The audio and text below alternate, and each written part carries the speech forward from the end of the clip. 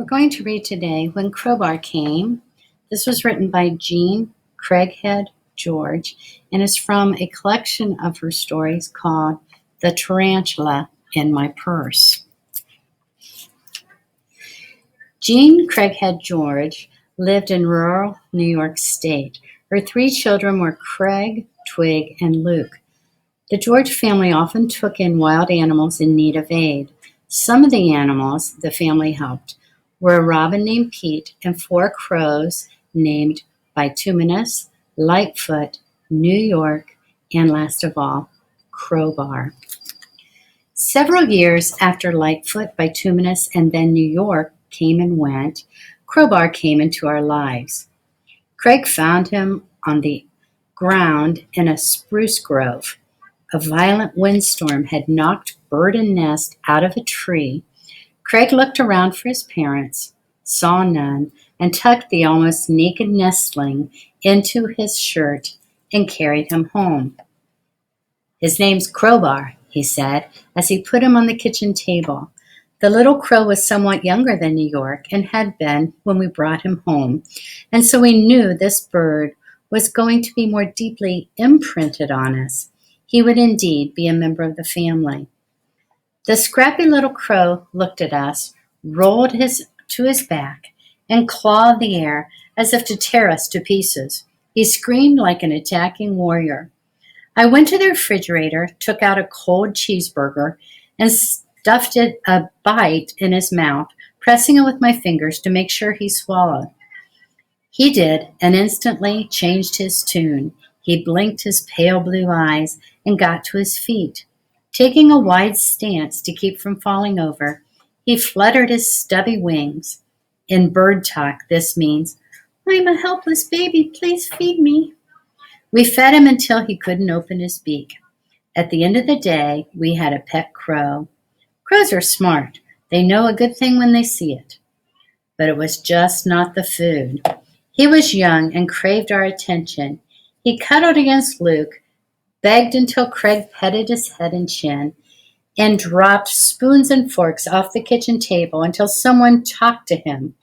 He was ours, and he let us know what that meant. He did concede one thing to his heredity, however. He slept in the apple tree outside the kitchen window. This greatly pleased me.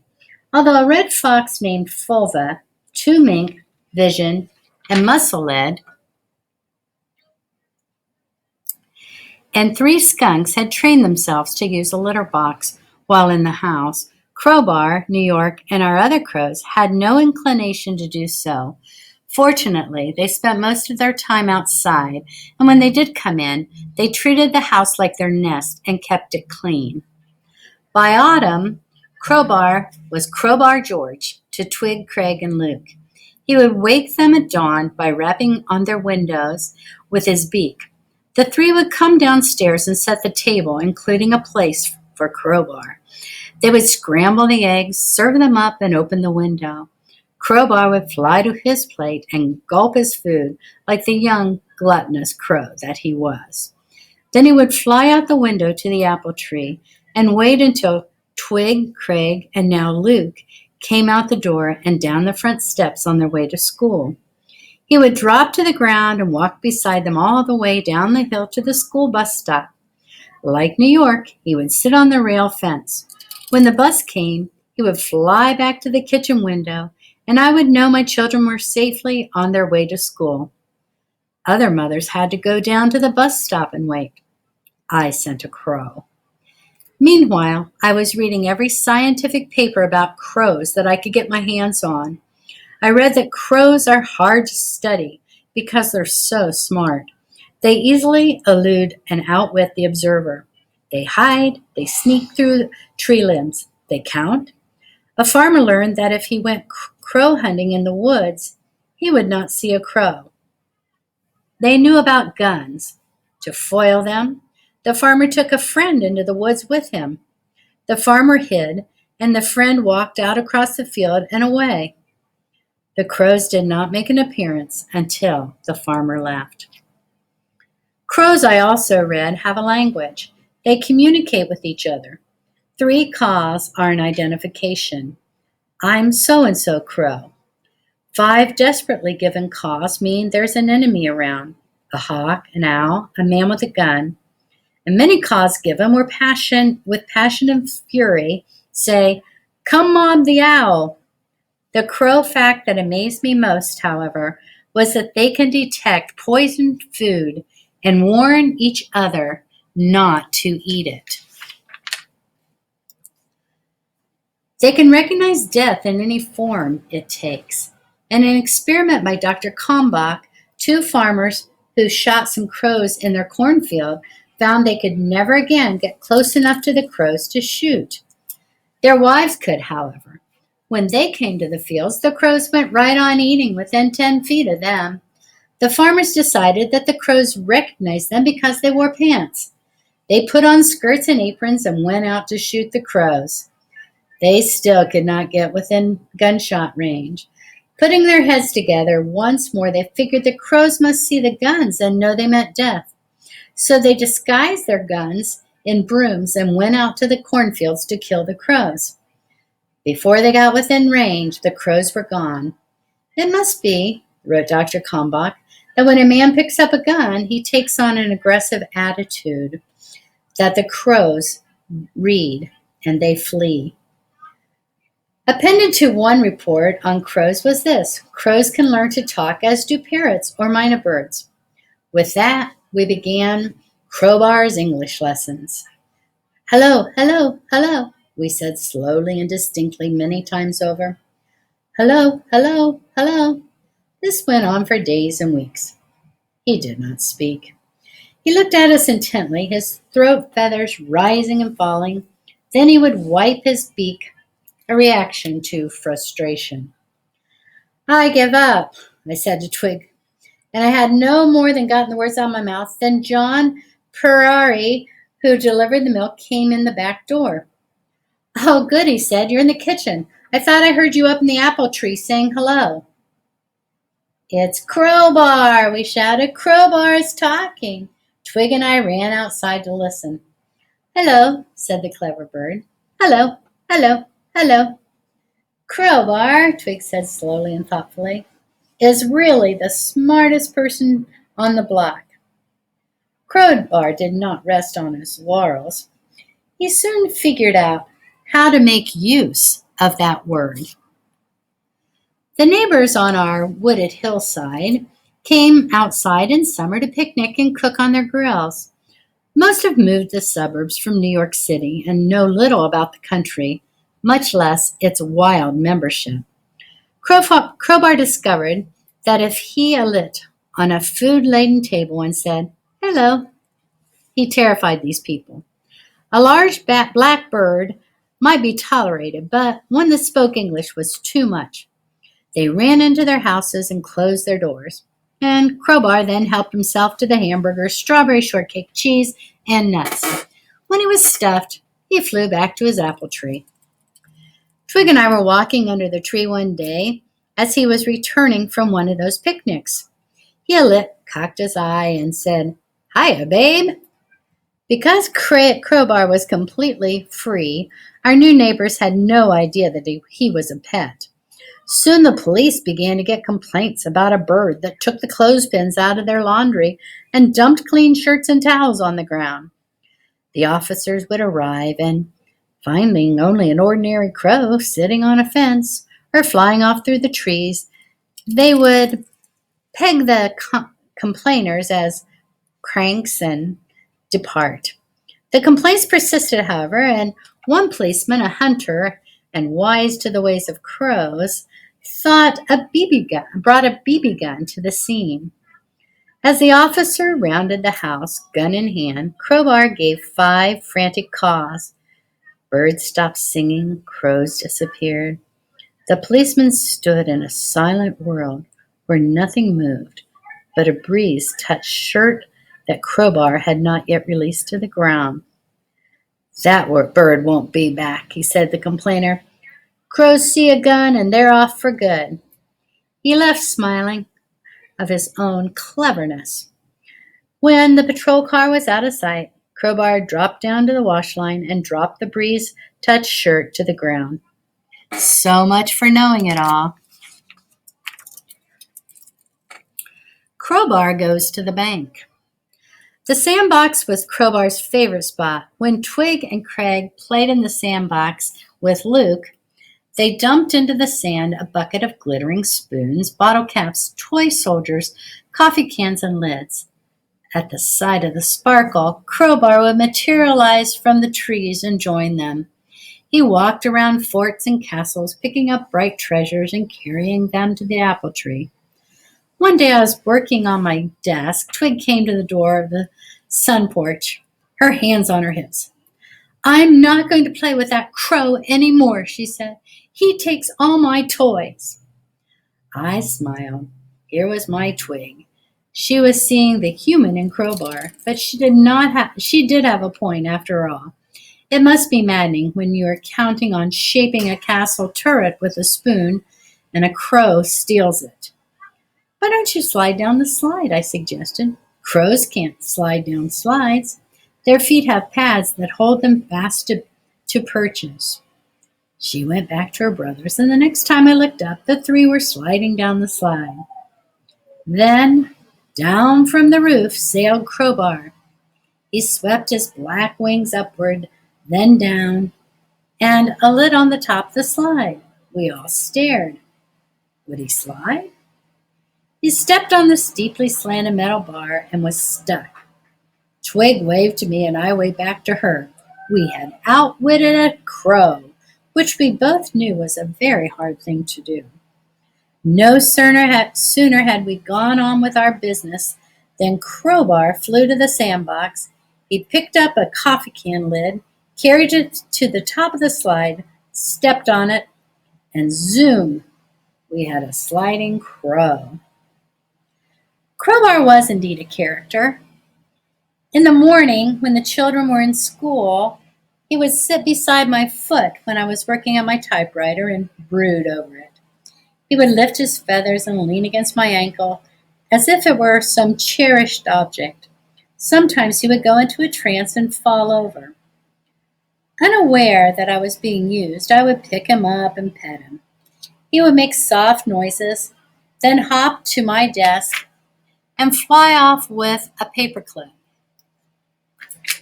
I would laugh, knowing I'd been had, but I never learned. He repeated this game many times, and I always fell for it. When school reopened after spring vacation, Crowbar began to disappear every day at noon. He would walk to the open door, fly to the ash tree, and sneak uphill into the woods. For hours, I would neither see nor hear him. I assumed he was resting quietly in some leafy tree, which birds do for longer periods than most people realize.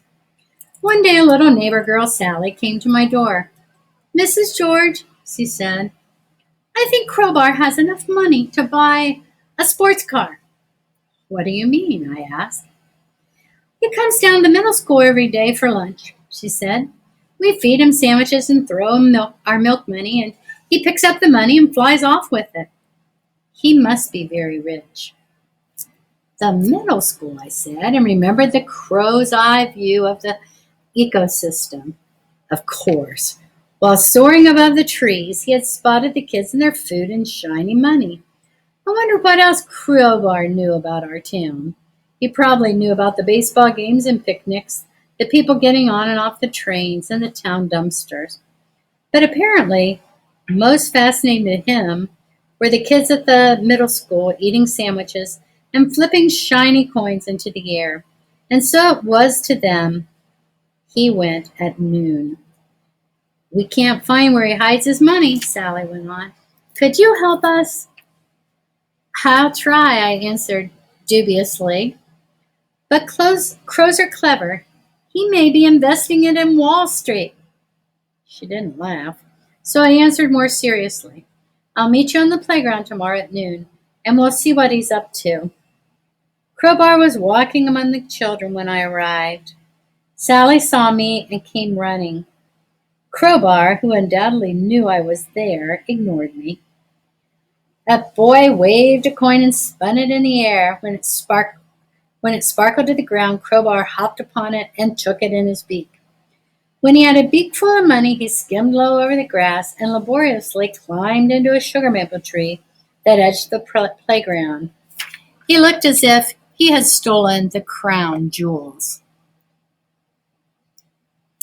"See," Sally said, "he hides the money, but we don't know where. He won't hide it while we're watching." "He sure won't," I said. "Crows are very secretive.